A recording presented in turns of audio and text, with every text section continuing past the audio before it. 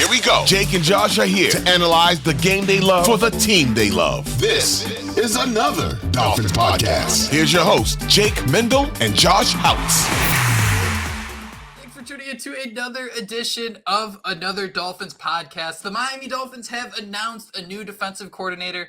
Quarterback Tua Tagovailoa believes he is going to be getting a new contract soon. Joining me to talk about these two crucial subjects on an early Sunday morning, Marek Brave, Joshua Houtz. Gentlemen, how goes it? It's early. It's early out here in Iowa. We're sitting right past 8 a.m. Got my coffee with me. I think you boys are doing the same.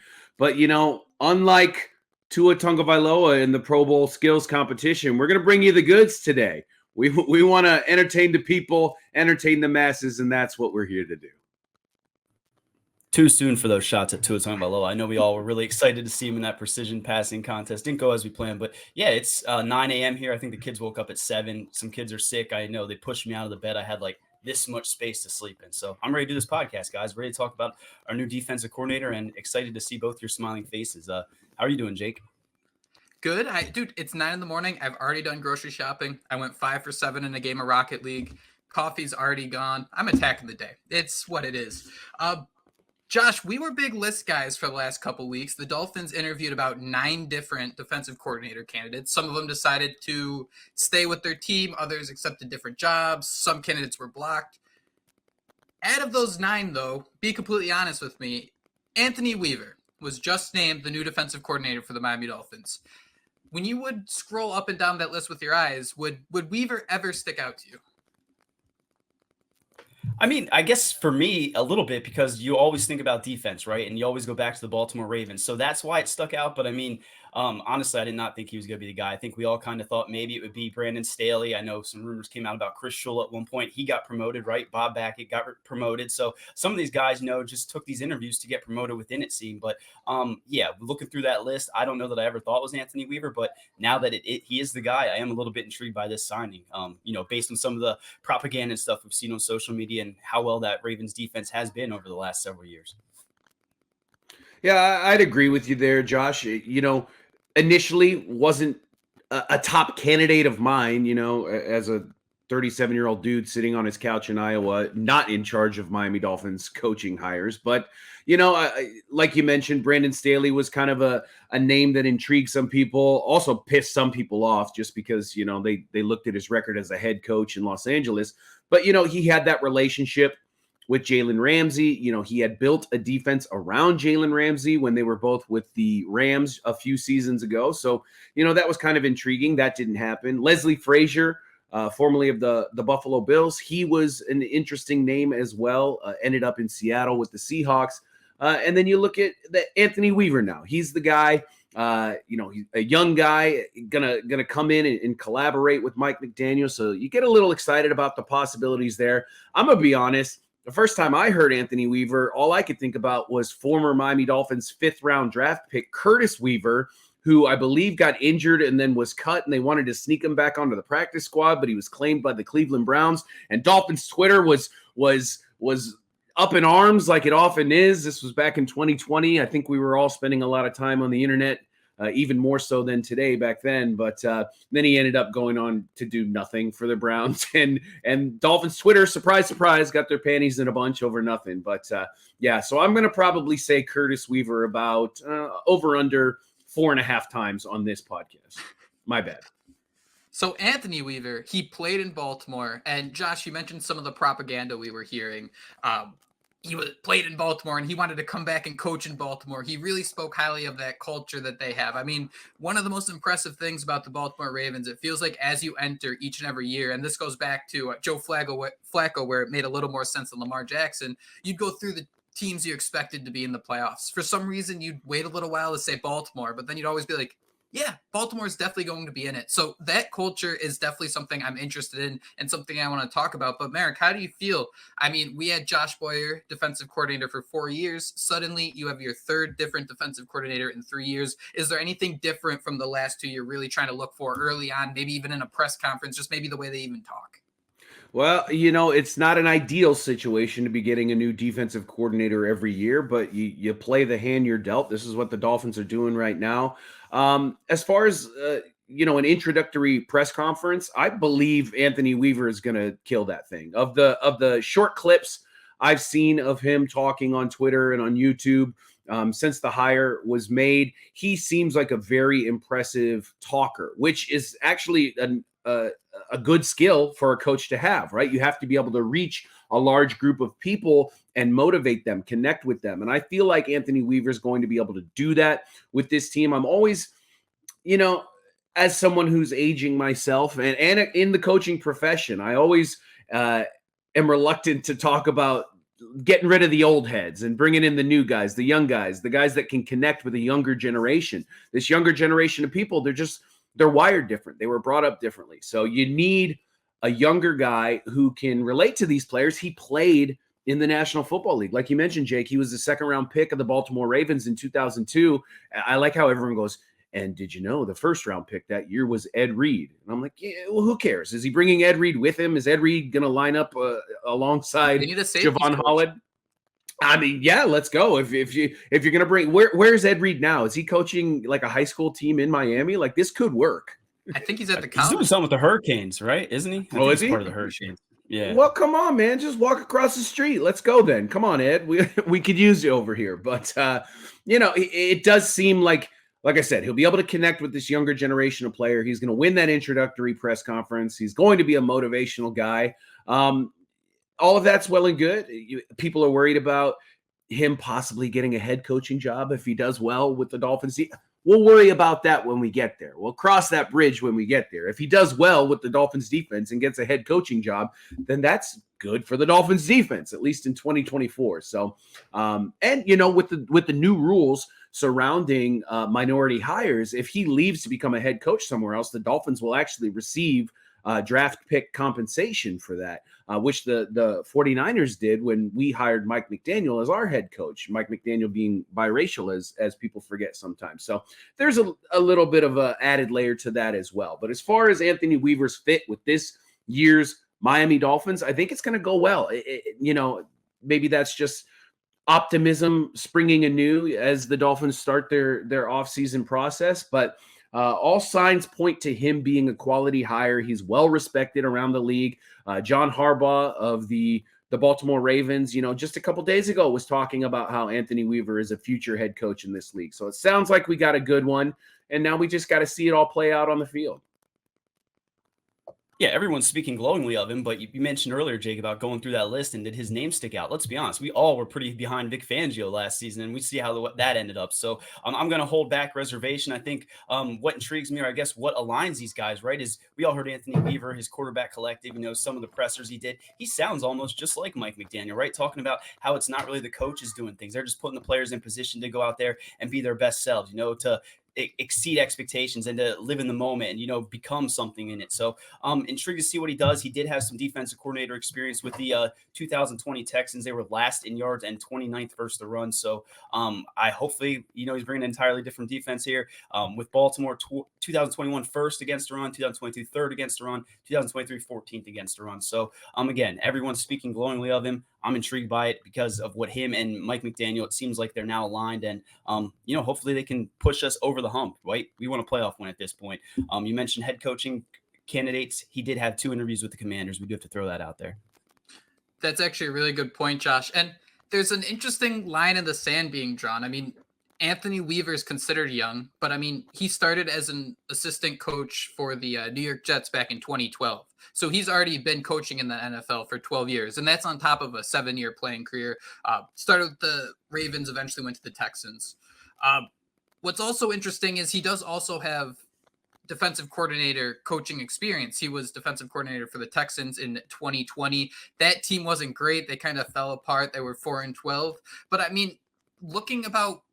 went and watched some of those interviews and how they were talking about, tanking and the idea of a team just truly struggling.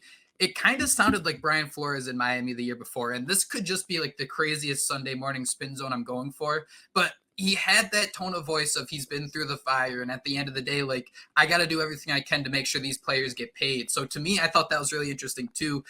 Mike McDaniel and he released a statement. I won't go through all of it because Mike McDaniel, we know there's just a lot of nonsense in there, but basically leader of men, teacher and coach, and people forget they were both in Cleveland together back in 2014. So, I mean, I kind of like what he can be as a developmental guy. And Marek, maybe position group, if you want to kind of throw that dart right away, go ahead. Where do you think, which position group impacts or has the biggest benefit right away when you see someone like Anthony Weaver come in? Well, I think you immediately look at the D-line, right? He's a former defensive line coach, multiple stops here. Dolphins defensive line, while it has just a ton of talent, it has a ton of question marks as well. You have injuries to Jalen Phillips and Bradley Chubb, Cameron Good as well, that are going to sideline these guys likely for I was trying to hold it together. For those of you listening to the audio only, we have a very special accessory being added to Jake Mendel here as we roll through this. But this Dolphins defensive line with injuries to Jalen Phillips and Bradley Chubb, it's a question mark at the beginning of next season. Will they be available? Will they still be rehabbing those injuries? How quickly can they get back? And who's going to step up in the interim? And your coach being able to put those guys, whoever they may be, in the best position to succeed, that's going to be paramount if the Dolphins want to get off to a hot start next season, as they've done in seasons past. So you look at that, then you look at Christian Wilkins. Is he going to be back? Is Christian Wilkins going to get franchise tagged, or is he going to sign a long-term deal with the Miami Dolphins? Not going to be a cheap deal, that's for sure.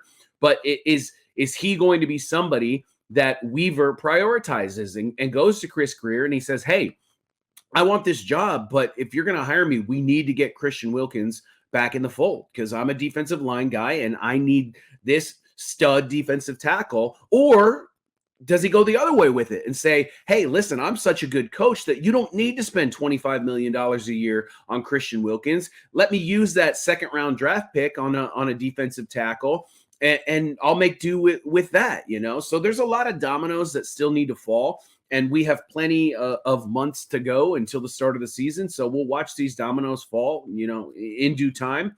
But I do think this defensive line will be greatly impacted in a positive way by this Anthony Weaver hire.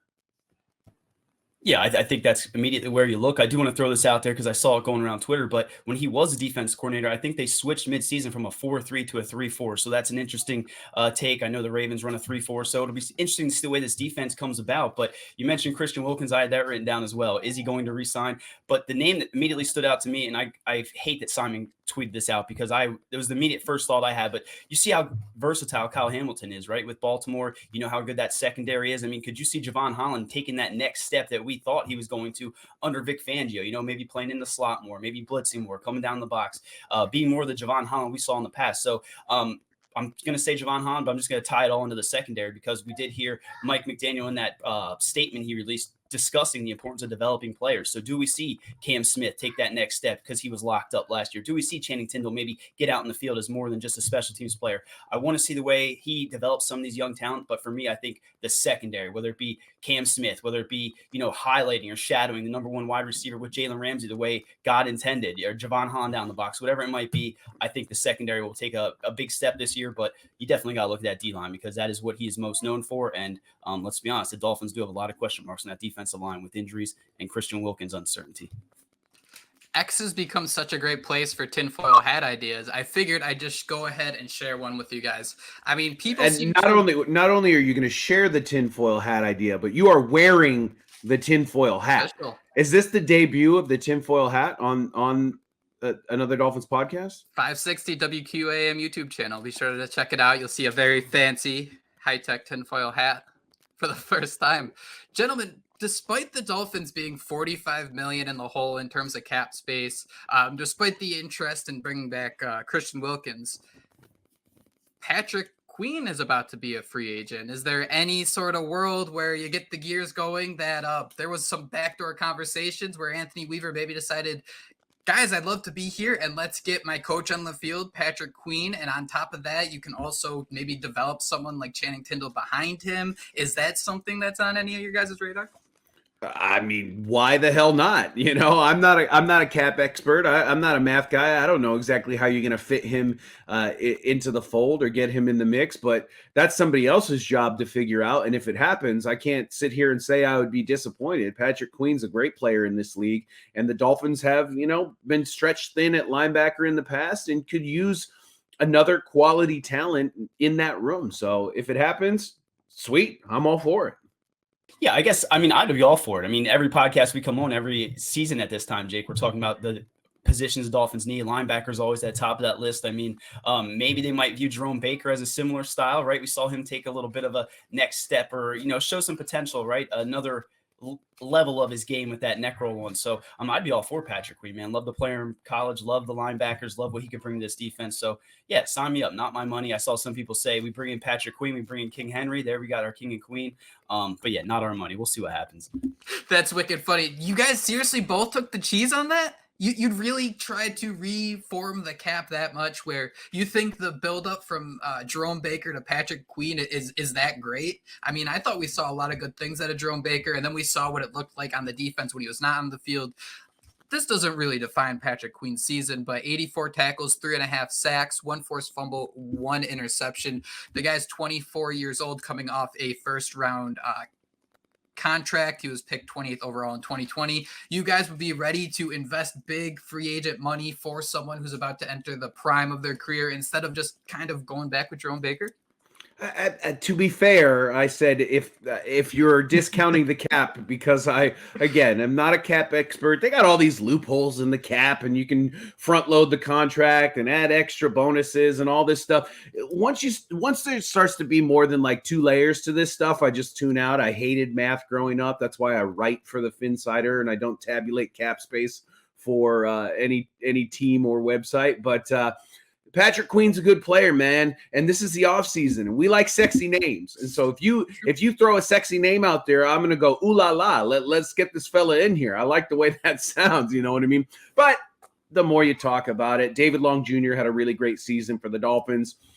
Jerome Baker has been a really solid player for the Miami Dolphins for a number of years now. He did have his first little injury towards the end of last season. Hopefully, he comes back strong from that. But I don't know, man. I just want to see a winning football team. I just want to see a Super Bowl championship before I die. And if Patrick Queen's the guy that can get us there, then you figure it out, Cat Man. I'll sit back and watch it happen.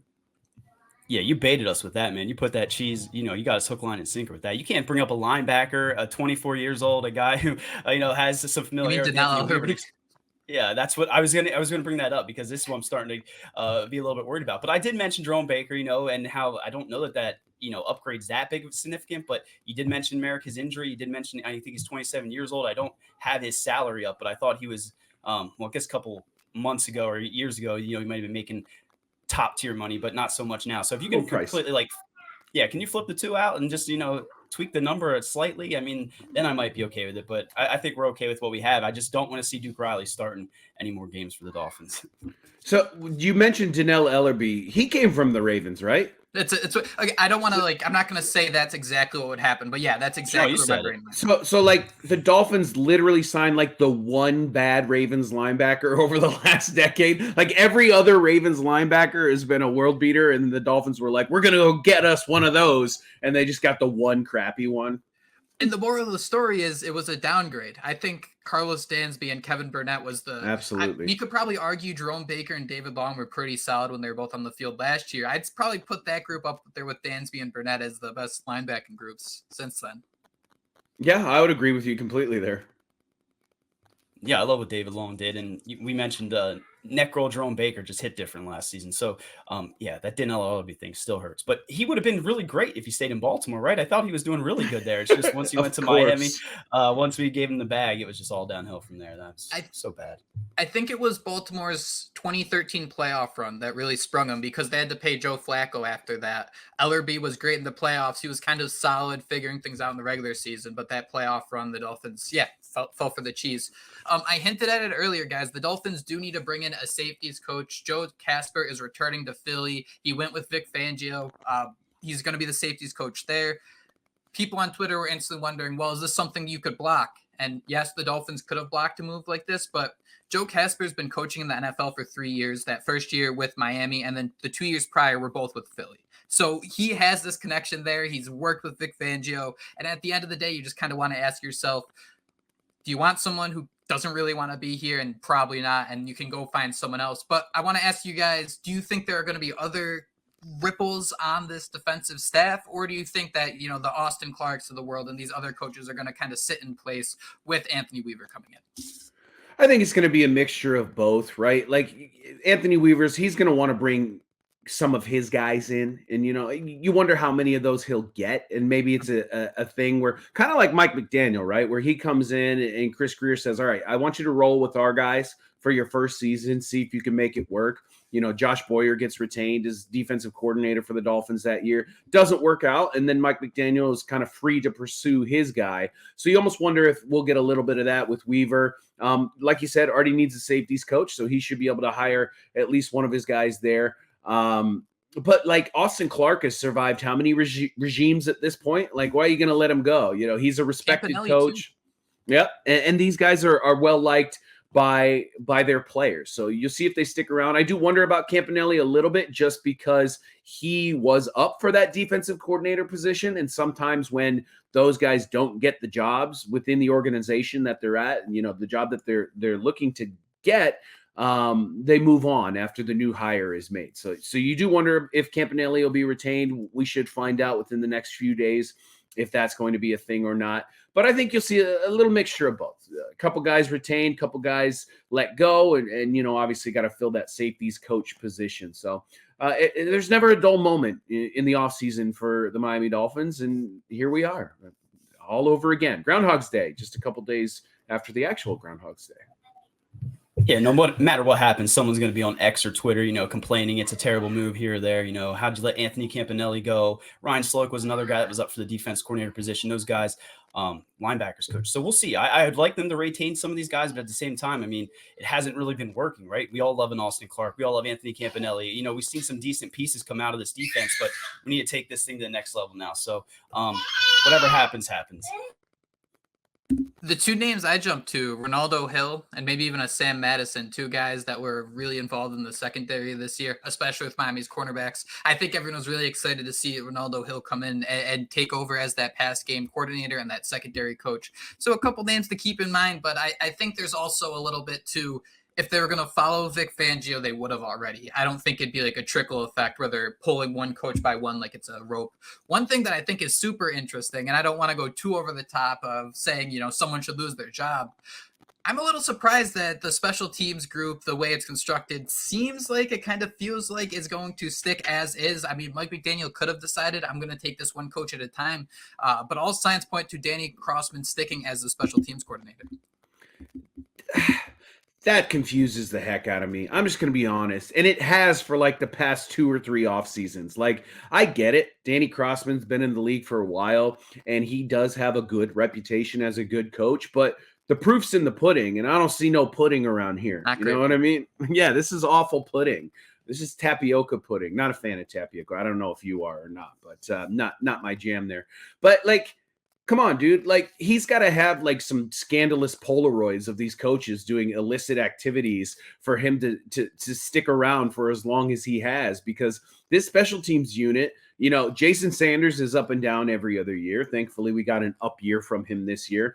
The punting unit always seems to be in flux. Jake Bailey, came in, and some of us, myself included, thought maybe he'd have a resurgent year in Miami. That didn't happen. I could probably kick the ball farther than Bailey did in some of those late season games. And, there was a lot of coverage mistakes and errors, which led to big returns this season. In that Broncos game. Now, I know we won that game by 50 points, but they gave up a punt return in that game. And then you had the Ravens game late in the season where they're giving up kick returns. And it's just like, come on, man. How often do we got to see this? How many years in a row do we have to see this? Danny Crossman, I feel, in my opinion, needs to be replaced with who? I don't know. Not a special teams coordinator expert. There are people out there who are. You let me know who should come in as a special teams coordinator if you're listening to this and you got some names. But Danny Crossman ain't it. at least in my opinion. And I would like to see the Dolphins be a little proactive in that area and stop settling, not even for mediocrity, but just complete and utter crap. Because that's what Crossman's been. Yeah, I mean, Brendan, they did get rid of their assistant special teams coach, Brendan Farrell. So it does seem like they at least used him as their scapegoat. His fault. Yeah, Farrell. Yeah, it was him. Yeah, it was definitely his fault. I think the biggest thing here is we all got to remember how, well respected, I guess, Danny Crossman was at one point, right? Everyone, when he first got hired, just one of the best special teams coaches in the league. It hasn't worked out. I would like to see him move on too, but it does seem like the assistant special teams coach was the one that he threw all the blame on. So we're probably going to be stuck with him for another year. Let's hope they go out there and, fix some of those units that, like you mentioned, we need a better punter. Well, maybe we just don't need a punt at all. Maybe that's the real solution there. I wonder if it's just kind of like a ceiling type thing. There were some really interesting times when Danny Crossman was the special teams coordinator. He first joined the staff with Brian Flores in 2019. He was the assistant head coach in 2021. Random guys like Michael Pilardi would come in. Matt Hawk one of those? Was the touchdown pass? Andrew Franks, was that during? That was the Brian Flores years, right? I think so. Something like that. I wonder if there's a situation here where it was great when he didn't have this high ceiling of like, this is a team that needs to play in the playoffs, when you can kind of play that YOLO ball. He spent 6 seasons as Buffalo Bills special teams coordinator as well. So I don't know. I guess I'd be okay with it, but I mean, I think they at least need to make some sort of change at punter. I mean, it's crazy to me. Jake Bailey, I think his longest kick of the year was returned for a touchdown. He outkicked his coverage. I mean, that just kind of speaks to how messed up this special teams unit was. Who is it? There's someone out there, and I hate that his name's slipping from me, but there's somebody up there. Oh, his last name's Goslin. I'll try to put his full name in the description here, but he does these detailed special teams breakdowns. And I mean, Miami Dolphins were 31st all year. The writing was on the wall that this entire unit is an issue. And we saw those struggles late in the year across multiple games when, looking back, I think you remember the Jakeem Grant highlights, the Ted Ginn highlights, because those are game-breaking plays. Like, defense gets stops, offense gets stops. Special teams is what completely warps the game. Yeah, and it's amazing how many times a game can come down to whether your special teams unit performs well or not. Because there's nobody, during the week of prep talking about, we need a great game from Jake Bailey today. You know what I mean? Like, we're always talking about the quarterback and the receivers and the defensive line and the secondary, but nobody goes, this punter better be on his game today. And unfortunately, yeah, exactly. And then unfortunately, it does come down to that quite a bit. And you get a shankopotamus from your punter a time or two in that game. And then all of a sudden, you're down by a couple scores because you gave the opposing offense great field position and the defense couldn't recover from it. And these are things that need to be addressed. Hopefully Mike McDaniel's taking it seriously. You almost wonder if Mike McDaniel just has a disdain for special teams because he just wants to score a touchdown every time he gets the ball. Clearly he wants to score a touchdown every time he gets the ball, but you see him passing up kicks sometimes to go for it on like 4th and 5 and 4th and 7. And he's just like, I don't like these guys. I don't like kickers, man.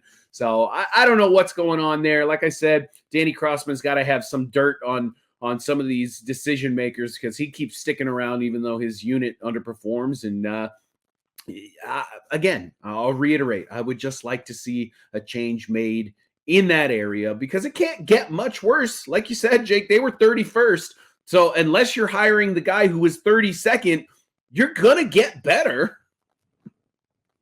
All this punter talk, I thought for sure you were going to bring up that Torrey Taylor, the Iowa punter that was just booming those things at the Senior Bowl. I don't know if you guys saw that, but this dude has a massive leg. I like that we're sitting here talking about special teams and how they need to improve, but no talk about Jason Sanders, right? I mean, I think was nailing some field goals that maybe we didn't expect him to late in the year.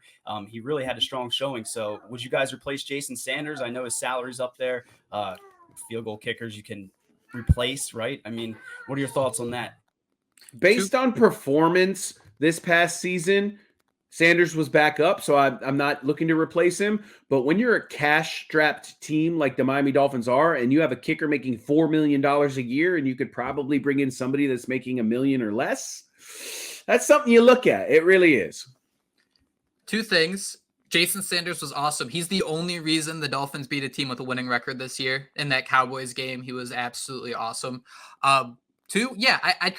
I'd completely look the other way if he was cut. I'd be like, I don't know what you're talking about, Jason. I was over here. What do you mean you lost all your money? I don't know. Yeah, it's something like exactly. I completely understand. He had a complete bounce back year, looked like that all pro, but at the end of the day, I think his cap hits around $4 billion, and it could be something where maybe they restructure. I think they actually restructured it in the middle of the year as well. So maybe they can work something out. But yeah, that's a tough decision just because maybe you can find like a 7th round rookie or something where you're paying like 1/10 of that salary. It's crazy how little you can make that number.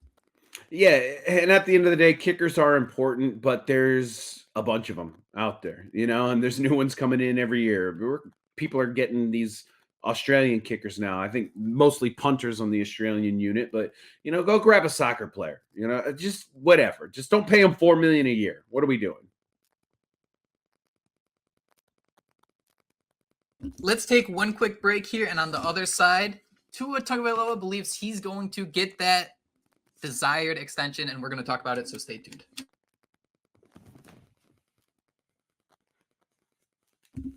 All right, Marek, we have been trying our hardest, wrestler turned journalist. You absolutely nailed that Ricky Williams interview, but I got to ask you, when a microphone is put in front of Tua's face at the Pro Bowl games, celebrate, I don't know, and he's asked, do you think the Dolphins are going to give you that contract extension? And he says, yes, I expect that to happen. Is that quarterback talk? Or now that they've signed a defensive coordinator, is this that next thing on the checklist that is about to happen? Well, first of all, I like that you brought up the Ricky Williams interview. You can find that on 560 WQAM's YouTube feed, and then obviously on the podcast feed here if you were just looking for the audio version. Over 9,000 of you have already checked out the video version of that interview. So I personally just want to say thank you for that. That was kind of a bucket list moment for me, getting to interview one of my favorite players from my childhood. And Ricky couldn't have been any more generous. He was so easy to talk to, and it was a really fun conversation to have. So if you haven't checked that out yet, please do. But as far as Tua Tagovailoa and his contract situation and the idea that he thinks he's going to get a long-term extension, I tend to believe him. You know what I mean? I think his comments, I don't want to say they got taken out of context or were twisted a little bit, but if you look at the whole thing, he says, yes, I do expect to get an extension here in the offseason, but that's going to be up to my agents and Mike McDaniel and Chris Greer and all that. So you got you got that QB speak. Tua Tagovailoa isn't an outside the lines kind of guy. He's going to give it to you straight and narrow. He's going to tell you what he thinks you want to hear. But I do think that an extension is coming for Tua. I think he's earned an extension. He's played really well. People will point to the late season collapse, each of the last 2 years. He wasn't available 2 years ago because of the concussions. He was available this year, but quite frankly, the offense didn't perform up to snuff. Now, there's a lot of injuries that go along with that. Tyreek Hill was battling the ankle, and Jalen Waddle was battling the, I don't know, everything. He just seemed so banged up this year, which was a little too unfortunate for the Dolphins in a big year with such high aspirations. And then, tell me who else he had to throw the ball to. Cedric Wilson, Durham Smythe, Braxton Berrios, Robbie Chosen. These guys just didn't fill that third pass catcher role the way that the Dolphins would have needed someone to. So you look to see if maybe they can upgrade that this offseason. But I think one of the underrated storylines is if you extend Tua Tagovailoa, and he's not going to get the $50 million a year that Joe Burrow got, or that Patrick Mahomes has, or that Justin Herbert has. I personally feel like he's not going to get that. So if you can lock him in around 40 to 45 million, save a few million, use that in other areas on the team, I would sign him to that extension. And I would give him, a guaranteed deal over like the next 3 years or so. Maybe it's a 5-year deal, but with the first 3 years guaranteed. I think Tua Tagovailoa is a young player who has shown improvement every single year along the way. And all of the things that you ask him to work on, he works on them diligently. This isn't a Jamarcus Russell situation where they send him home with blank VHS tapes, and then he comes home comes back to work the next day, and they ask him, "Hey, what'd you see on that film?" And he's talking about, "Oh yeah, I learned some really good things." And then you find out the the tapes were blank there. Like Tua works hard. He works hard, in the weight room. He works hard on the field, and he works hard with film study. So he's gotten better. I think he will continue to get better. But if you extend him this offseason, you actually lower his cap hit. He's due $23 million on the 5th-year option. And if you can lock him in for an extension and get that cap hit down to, $10-12 million, you're saving more money there. And that's money you can use to extend Christian Wilkins, or you can put in the bank for when you have to extend guys like Javon Holland, Jalen Waddle, Jalen Phillips. That's money you could use for a Patrick Queen situation like we were talking about earlier. So in my personal opinion, I would extend Tua this offseason. And if Tua's talking about it the way he was talking about it, I feel like those conversations have begun. I feel like he's had conversations with his agents who have had conversations with Chris Greer and Mike McDaniel. And I feel like they all are kind of on the same page of, hey, we're going to get this done. Now let's just figure out the logistics. Let's figure out, the money here and see if we can come to an agreement on that. Who knows where it'll end up being, but I think it happens. I really do. Yeah, I think it's inevitable. And I think my favorite part is I think we came on here before the Dolphins kind of crapped the bed towards the end of the season, and we were sitting here. It's inevitable. They're going to sign him. I'm all for it. Let's do it. And then Tua went out there and kind of had a bad performance, towards the end of the season. And we're sitting here saying, we were down at originally, right? We were sitting here saying, okay, I don't know, a little hesitation. It's going to happen. It's inevitable, right? He's going to get an extension. How much, is yet to be determined. And if you're an agent, do you really want a guy as injury prone as Tua Tagovailoa playing on the 5th-year option without any, guaranteed money for the foreseeable future? I don't think I'd do that. So I think a deal will get done. You mentioned it'll help clear some cap space, allow you to sign some other things. And let's be honest, we signed Ryan Tannehill, so they're definitely going to sign Tua Tagovailoa. I'm excited to see the haters and how mad they are on Twitter, but I do want to have a way for the Dolphins to, if, we don't see that growth, if we don't see us win a playoff game or take that next step, a way to get out of it in 2 to 3 years, so you don't have, that huge contract on the books. Because let's be honest, man, our win to say, and if we can't take that next step soon, 2019, the Dolphins had $37.5 million in dead cap space. I completely agree, and I think I even said on a podcast, I'm going to put it in right now in pen that no matter what happens over these final 2-3 games, Tua deserves that extension. And I completely agree. I am just a little scared of that Ryan Tannehill scenario where you're trying to push him to a team. Maybe you get a 4th-round pick, but you're still eating so much of his salary. And you kind of got to have one of those years where you just completely purge the cap. I'm just I'm a little fearful of having that situation in 2 years where I kind of agree with Josh. I'd love that way to escape. And I don't mean just escape with, we're going to be paying him $5 million on the cap for the next 4 years after that. I think that's my only fear. But overall, I wouldn't argue against giving him that contract extension because you're not going to be able to upgrade that position that way anytime soon, unless you want to start Skylar Thompson, which we all know he would upgrade this entire offense. Oh, yes, of course. You mentioned, Jake, you mentioned the dead cap that would be involved if this Tua situation doesn't work out. You mentioned the dead cap in 2019. That was a completely tear it down to the screws year and build it back up, which if you're looking for a new quarterback because Tua doesn't work out, that's going to happen anyways, So the dead cap doesn't really scare me because you got a lot of high-priced, expensive players that you would probably move on from if you were going to rebuild the team anyways. If this was a complete rebuild, you're trading Jalen Ramsey. You're trading Tyreek Hill. You're probably not re-signing somebody like a Jalen Phillips, Javon Holland, players like that. You're going to let them walk. You're going to tag and trade somebody like that. Christian Wilkins is probably on the outs if he does sign an extension this offseason.